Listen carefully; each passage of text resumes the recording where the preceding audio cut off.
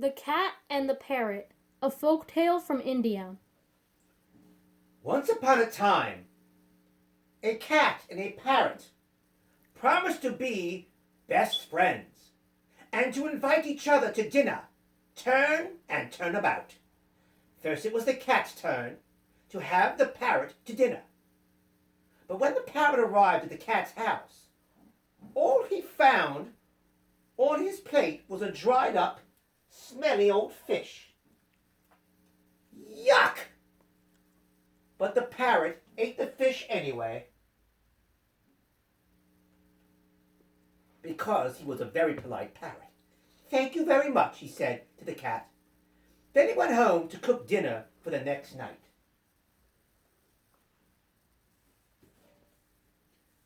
The parrot baked no less than 500 tiny, sweet, spicy cakes.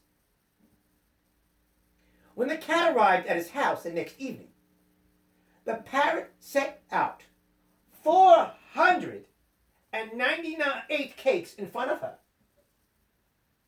and kept only 2 for himself.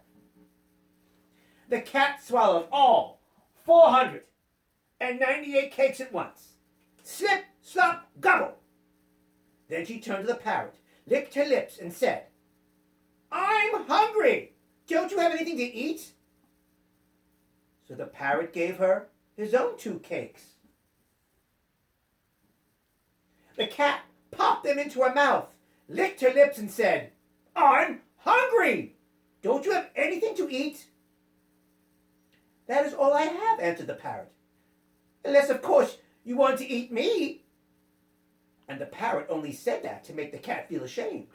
But the cat opened her mouth, licked her lips, and slip, slop, gobble, down her throat went the parrot.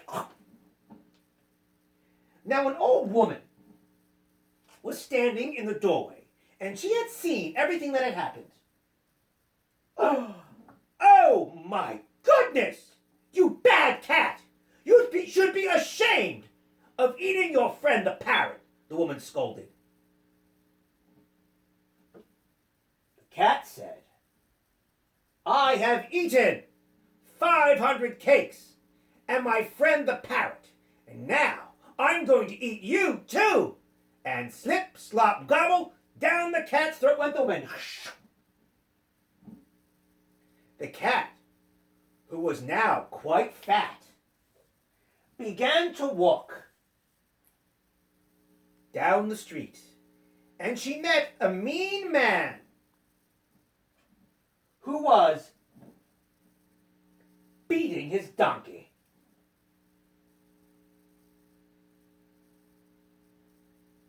Trying to make the poor donkey trot faster.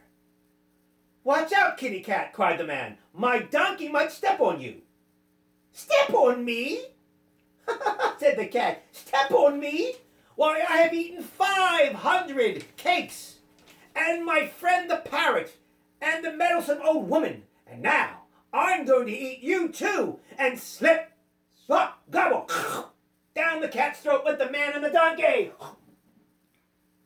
The cat turned onto the main street.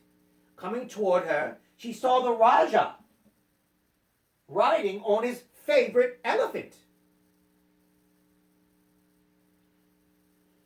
"Look out, kitty cat," called the Rajah.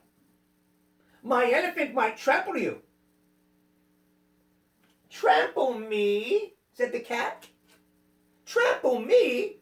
I've eaten 500 cakes, and my friend the parrot, and the meddlesome old woman, and a mean man and his donkey, and now I'm going to eat you too!" And slip, slop, gobble! Down the cat's throat went the Rajah and the elephant. Now the cat was feeling rather full, but she still thought she had room for dessert.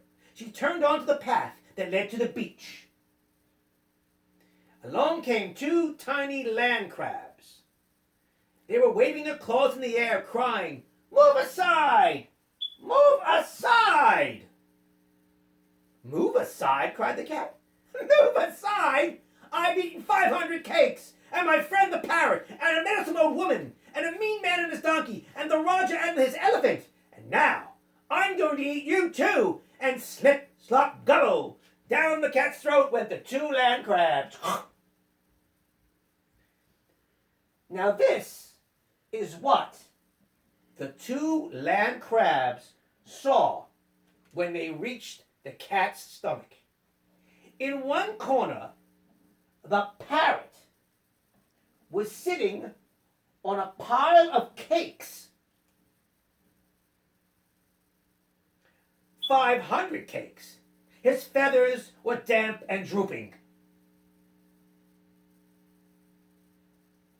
In another corner of the cat's stomach, the meddlesome old woman was scolding, saying, "You bad cat, you!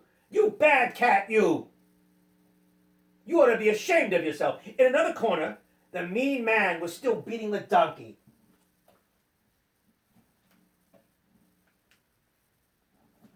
And in the other corner, the fourth corner, the Raja had fainted. And the elephant was fanning him awake with its trunk. "Wake up, Raja! Wake up!" The 2 land crabs looked at each other and snapped their claws in the air. "Time to snip," they said, and snip, snip, snip, they cut a hole in the cat's stomach. Out came the 2 land crabs.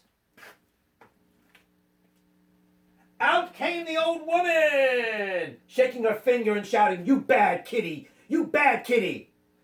The donkey walked out, followed by the mean man.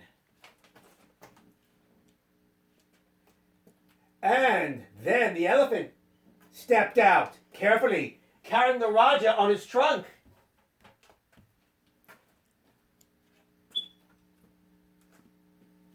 And then finally, last of all, out flew the parrot, holding one little sweet cake in each claw. That was all he wanted in the first place, remember? And the cat? Oh, the poor cat, remember him? Had to spend the rest of the day sewing up the hole in her stomach.